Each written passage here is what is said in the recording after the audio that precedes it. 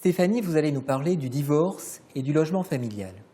Alors, première question, en cas de divorce, quelles sont les mesures provisoires qui vont être prises pour occuper le logement?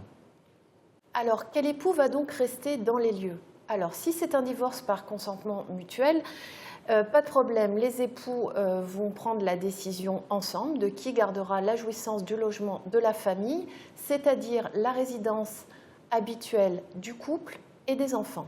Dans le cadre d'un divorce contentieux, c'est le juge qui va décider et qui va prendre donc des mesures provisoires. Ces mesures, ces mesures provisoires vont de l'ordonnance de non-conciliation jusqu'au prononcé du divorce. Donc si vous êtes en location ou si vous êtes propriétaire, à ce stade-là de la procédure de divorce, ça n'a pas d'incidence.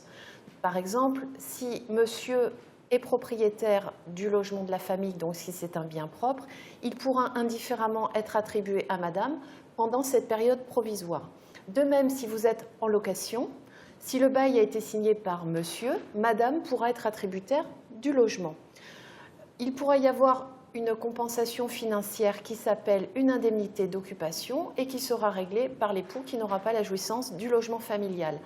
Alors, toutes ces mesures sont prises par le juge en fonction des intérêts du couple, mais surtout des intérêts des enfants. En réalité, c'est surtout lorsque un des époux aura la garde des enfants, c'est celui-ci qui sera tributaire en général du logement de la famille.